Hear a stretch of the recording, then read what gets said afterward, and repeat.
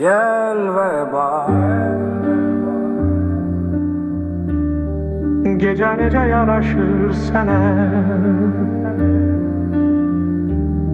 hilal ala gözlərinə,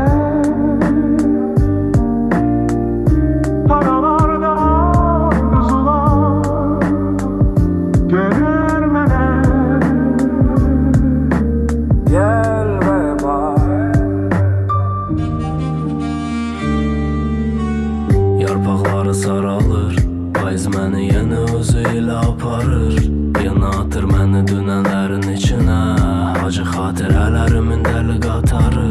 Uçuruma aparır məni sənin izin, görə bilirsənmi gələcəyimizi? Qocalarma əlin əllərimin içində, bunlar hamısı tapmacadır bizə gizli. Heç kəs bilmir cavabın, nə gətirər qarı qutuları sabahın. Dolu ışıq ilə yoxsa içi qaralı, dizi yaralı sevgidən amma gedir yolun davamın. Gramofonun səsi ruhlar ilə dolu, mənim yuxularım buruqlar ilə dolu. Məktubları yoxlar ilə dolu, nöqtələr aralar ilə yaralıdır qəlb, çünki sevgin oxlar ilə dolu. Gel ve bak.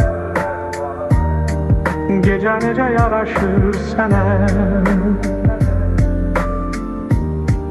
hilal ala gözlərinə,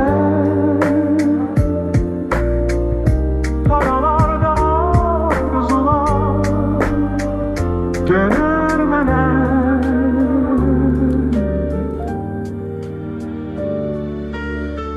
Gəl və bax, həyat kimə çevirib də məni. Gəl və bax, söylə gözlərimin içinə deyir. Tanımadığın adam, sənə doğmaya özgəyəm.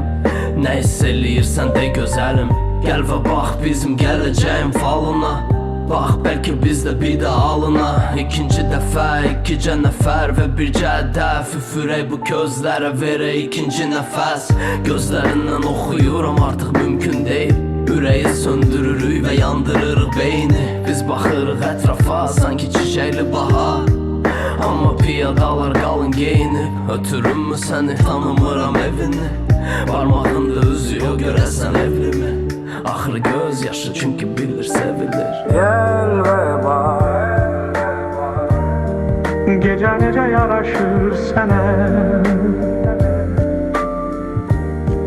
hilal ala gözlərinə,